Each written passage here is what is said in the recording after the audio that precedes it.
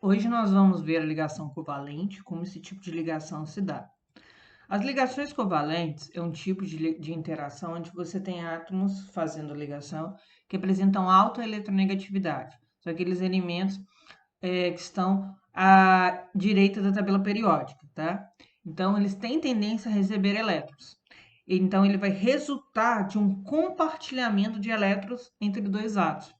Normalmente é encontrada entre elementos não metálicos e hidrogênio. Então, a ligação vai se dar entre a metal e a metal, hidrogênio e a metal, e hidrogênio e hidrogênio. Onde que estão esses elementos? O hidrogênio está aqui, os ametais eles estão aqui na tabela periódica, então a ligação vai se dar por eles e pelo hidrogênio, tá? Aqui a gente tem alguns exemplos de ligações covalentes, hidrogênio e hidrogênio, cada um tem um elétron na sua camada, compartilha esse elétron, passa cada hidrogênio a ter dois elétrons na camada de valência, então eles se tornam estáveis, né? Aqui tem as duas formas de ver. O cloro, ele tá da família 7A, ele tem 7 elétrons, ele compartilha um par de elétrons, né? Então cada um passa a ter 8, ó. 1, 2, 3, 4, 5, 6, 7, 8. O mesmo vai acontecer com esse aqui. Então, você passa a contar o elétron do outro elemento, porque ocorre uma junção de nuvem eletrônica aqui.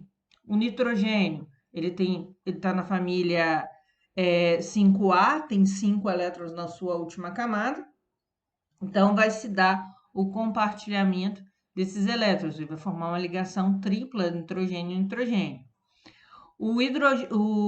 Na molécula de água, você tem aqui um átomo que a gente chama de átomo central, que ele forma mais ligações, né? Que seria o oxigênio. O oxigênio está na família 6A, então ele tem 6 elétrons na sua última camada, e ele forma com cada hidrogênio uma ligação. Então, ele passa a ter 8, ó. 1, 2, 3, 4, 5, 6, 7, 8. E forma ambos aqui, todos os três aqui, na verdade, estão estáveis. O CO2, a mesma coisa, o átomo central seria o carbono. O carbono, ele está na família 4A, ele pode formar até 4 ligações, né? Para se tornar estável, ele tem que formar essas 4 ligações. E o oxigênio, na família 6A, ele precisa de 2 ligações. Então, o carbono compartilha com cada oxigênio 2 pares de elétrons e forma uma ligação que a gente diz ligação dupla. Os átomos em si, eles seguem a regra do octeto, então a maioria deles vai ter que ter 8 elétrons na sua última camada para se tornar estáveis, com exceção do hidrogênio, que já tem um elétron e se estabiliza com 2, vai precisar de mais um elétron compartilhado. E o berílio, que se estabiliza com 4, aqui tem uma tabelinha mostrando que o berílio se estabiliza com 4, ele tem 2 elétrons e precisa de mais 2 elétrons. E o boro, que tem 3 elétrons e precisa de mais 3 elétrons para se estabilizar, ele se estabiliza com 6. Essas seriam as exceções. Daqui por diante, prevale a família, né? 4A tem 4 elétrons, precisa de 4 para se estabilizar, chegando a 8. 5A tem 5 elétrons, precisa de 3 para se estabilizar. 6A tem 6 elétrons, precisa de 2 para se estabilizar. E 7A tem 7 elétrons, precisa de 2 para se estabilizar. A ligação covalente ela se dá basicamente quando esses elétrons são compartilhados e um elemento, aliás, um elétron passa a fazer parte da nuvem eletrônica do outro. Como que isso ocorre? Da seguinte forma, eu tenho aqui 2 hidrogênios, cada um com seu elétron.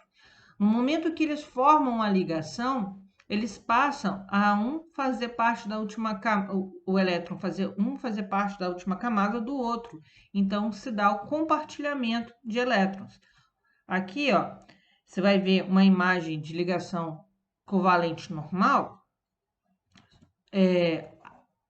Nessa ligação covalente normal, essa última camada aqui, ó, ela passa a ser comum para os dois átomos. Esse seria o compartilhamento dos elétrons.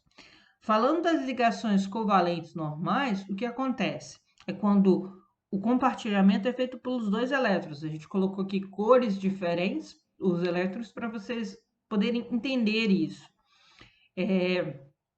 esse aqui de vermelhinho passa a ter algo em comum com o de azul. E aqui, esses dois elétrons, o vermelho e o azul, passa a fazer parte da nuvem eletrônica um do outro. E ambos aqui, ambos os cloros, passam a ter 8 elétrons na camada. Ó. 1, 2, 3, 4, 5, 6, 7, 8.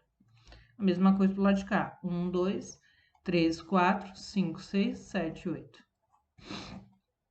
Outra forma que a ligação covalente pode se dar é quando um único elemento compartilha os seus elétrons. Ele não dá, ele apenas compartilha os seus elétrons, ele não doa, na verdade, né?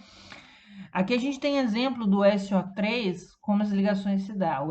O enxofre, ele está na família 6A, então ele tem 6 elétrons na sua última camada, e ele precisa de 2 ligações compartilhadas, 2 elétrons, né? Para se estabilizar. E essas duas aqui foram estabelecidas com o oxigênio, que também precisa de 2 ligações, que também está na família 6A. A partir desse momento, se a gente esquecer aqui esses 2 oxigênios, a gente observa que o enxofre está estável.